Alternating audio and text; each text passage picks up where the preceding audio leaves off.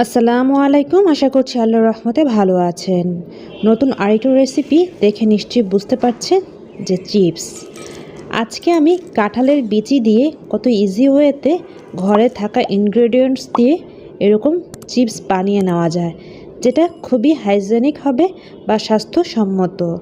তো আমরা এখন থেকে ঘরে কাঁঠালের বিচি থাকলে সেটাকে অনায়াসে এরকম চিপস বানিয়ে বিকেলের নাস্তা হিসেবে খেতেই পারি, তাই না? আর চায়ের সাথে কিন্তু খুব ভালো যায়। তো আজকে আমি এই কাঁঠালের বিচির চিপস বানাতে কী কী ইনগ্রিডিয়েন্টস লাগে বা কিভাবে কি করে নিব, সব কিছু টিপস সহ আপনাদের মাঝে শেয়ার করে নিব। তো দেখতেই পাচ্ছেন আমি এখানে 2 কাপ পরিমাণের মতো কাঁঠালের বিচি নিয়েছি। যেহেতু শুকনো কাঁঠালের বিচি ধুবো না, তাই আমি টিস্যু পেপার দিয়ে একটু মুছে নিয়েছি। আর অবশ্যই শুকনো কাঁঠালের বিচি হতে হবে। দেখতেই পাচ্ছেন বিচিগুলোকে আমি ছিলে নিচ্ছি।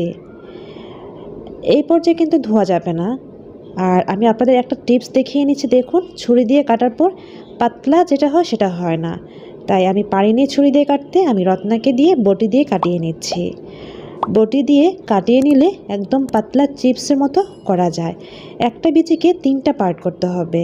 4টা পার্ট করতে পারলে আরও ভালো, বাট 2টা করা যাবে না। ছুরি দিয়ে 2টা করা যায়, বাট আমি চাচ্ছি একটাকে 3 থেকে 4 পিসেস করে নেওয়ার জন্য।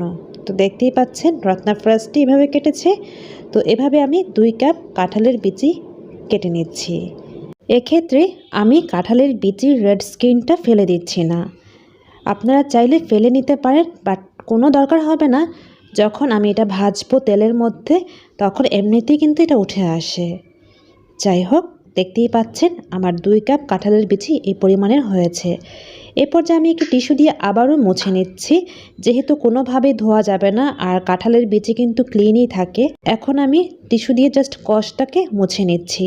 তো রেডি হয়েছে ভাজার জন্য, আর কিছুই করতে হবে না। কত ইজি ওয়েতে এভাবে আপনারা ঘরে বানিয়েই খেতে পারেন, তাই না? এখন আপনাদের একটু দেখাচ্ছি আমি কীরকম পাতলা করে নিয়েছি। দেখতেই পাচ্ছেন। আপনারা চাইলে আরও পাতলা করতে পারেন বা এরকমও করতে পারেন। তো এখন আমি এই চিপসগুলো বানানোর জন্য চুলার কাছে চলে যাব। তার আগে আপনাদের একটু ক্লোজ করে দেখাচ্ছি। দেখুন এরকম পর্যায়ে আপনারাও নিয়ে নিতে পারেন। শুরু করার আগে একটা কথা বলে নিচ্ছি, সম্পূর্ণ ভিডিওটি দেখবেন, কারণ চিপস মশলাও কিন্তু আমি লাস্টে দেখিয়ে নিব। এরকম কাঁঠালের বিচির চিপস যে মশলাটা আমি বানাবো সেটা কতটাই টেস্টি হয়। এভাবে কাঁঠালের বিচির সাথে সেই মশলাটা দিয়ে খেতে অসাধারণ মনে হয়। আমরা সবাই খুব এনজয় করেছি, তাই ভাবলাম আপনাদের মাঝে শেয়ার করে নিচ্ছি। চলো, ফ্রাইং প্যান বসিয়েছি, সানফ্লাওয়ার তেল দিয়ে দিয়েছি। এবার দেখলাম তেলটা মোটামুটি পর্যায়ে গরম হয়েছে। যেহেতু আমার 2 কাপ এতটুকুই হয়েছে, আমি একবারই তেলের মধ্যে দিয়ে দিতে পারবো। দেখতেই পাচ্ছেন আমি ঝাঁঝরি দিয়েই দিয়ে নিচ্ছি, মানে ঝাঁঝরি স্পুনটা দিয়েই দিয়ে নিচ্ছি, হাত দিয়ে দিইনি যদি তেল ছিটে আসে তাই। এবার আমি চুলার আঁচটা মিডিয়াম পর্যায়ে রেখেছি। মিডিয়াম থেকে লো পর্যায়ে রাখতে হবে, কোনোভাবেই বাড়ানো যাবে না।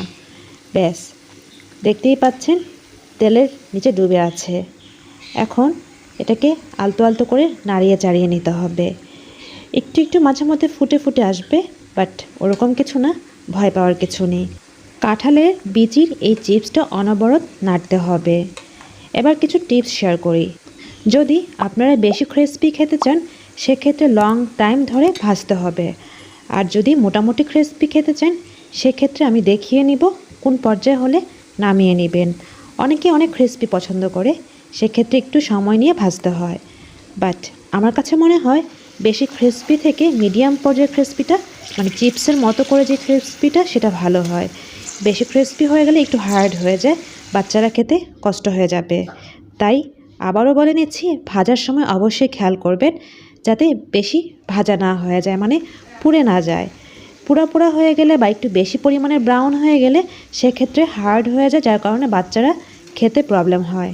তাই একটু চিন্তা করি ভেজে নেবেন। আমি নাড়িয়ে চাড়িয়ে নিচ্ছি, আমার কিন্তু ভাজা মোটামুটি পর্যায়ে হয়ে এসেছে, দেখতেই পাচ্ছেন।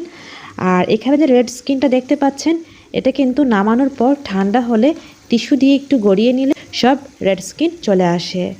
বাট আমি রেড স্কিনটা ফেলে দিইনি, আমি বোঝাতে চেয়েছি এটা কাঁঠালের বিচির চিপস, যার কারণে আমি এটা রেখে দিয়েছি। বাট খাওয়ার সময় কিন্তু ওইটাও ক্রিস্পি থাকে, খেতে ভালো লাগে, ওতেও কিন্তু খারাপ হয় না। যারা একেবারেই রেড স্কিন পছন্দ করে না তাদের জন্য আমি কিছু টিপস দিয়েই দিলাম। যাই হোক, এই পর্যায়ে হয়েছে দেখুন, একেবারেই ব্রাউন হয়নি, মোটামুটি পর্যায়ে ব্রাউন হয়েছে এবং একটু সাদাও আছে। তখনই আপনারা বুঝে নেবেন পারফেক্ট হয়েছে। তাছাড়া ঠান্ডা হলে আর একটু ক্রিস্পি হয়, তাই ওভাবে চিন্তা করেই আপনারা নামিয়ে নেবেন। ব্যাস, নামিয়ে নিয়েছি সবগুলি। তো আমি টিস্যু পেপারের ওপর নিয়েছি আর একটু ভেঙে দেখাচ্ছি, দেখুন কতটাই ক্রিস্পি হয়েছে। আর আরেকটা ভেঙে দেখাচ্ছি, আসলে এতটা ক্রিস্পি হয়েছে যে আমি কি বলবো। তো যাই হোক, এবার তো বানিয়েই ফেললাম, মশলাটাও বানিয়ে দেখাচ্ছি। আমি পরিমাণ মতো মানে সব কিছু হাফ চা চামচ করে নিচ্ছি। হাফ চা চামচ বিট লবণ, এটা আমার বানানোই বিট লবণ, আমার চ্যানেলে দেওয়া আছে। মরিচের গুঁড়ো, আর নিয়েছি চাট মশলা, অল্প একটু চিনি নিয়েছি। আমি এই 4টে ইনগ্রেডিয়েন্টস দিয়ে মশলাটা বানিয়েছি। আপনারা চাইলে ম্যাগি নুডলসের মশলাও ইউজ করতে পারেন, বাট চাট মশলা থাকলেও সেটাও ইউজ করতে পারেন। এবার সেই গরম অবস্থাতেই, মানে হালকা গরম আছে এই অবস্থাতেই আমি উপরে একটু ছিটিয়ে দিচ্ছি। এভাবে মশলা দিয়ে আপনারা বানিয়ে খাবেন, অসাধারণ মনে হয়। আর চায়ের সাথে তো সেটা অসাধারণই লাগে, যেটা আজকে আমরা খেয়েছি। এবার দেখুন, টিস্যুর মধ্যে থেকে আমি একটু উল্টিয়ে পাল্টিয়ে নিচ্ছি, মানে মশলার সাথে অ্যাডজাস্ট করে নিচ্ছি। ব্যাস, অ্যাডজাস্ট হয়ে গিয়েছে। এবার আপনাদের দেখাচ্ছি কেমন লেগেছে, কেমন হয়েছে কমেন্ট সেকশনে জানিয়ে নেবেন। যদি ভিডিওটি অথবা চিপসটি ভালো লেগে থাকে অবশ্যই আমার এই ভিডিওতে একটা লাইক করেই নিতে পারেন। এতটুকু আশা আমরা ছোটো ছোটো ইউটিউবাররা করেই নিতে পারি, তাই না?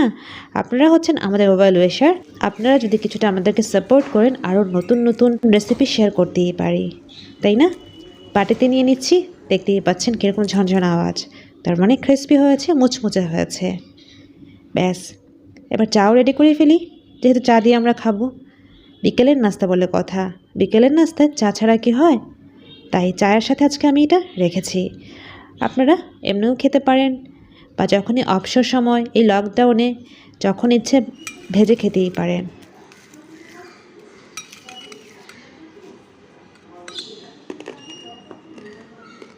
যাওয়ার আগে একটা বাইট দিয়েই দেখিয়েছি যে কতটাই ক্রিস্পি হয়েছে।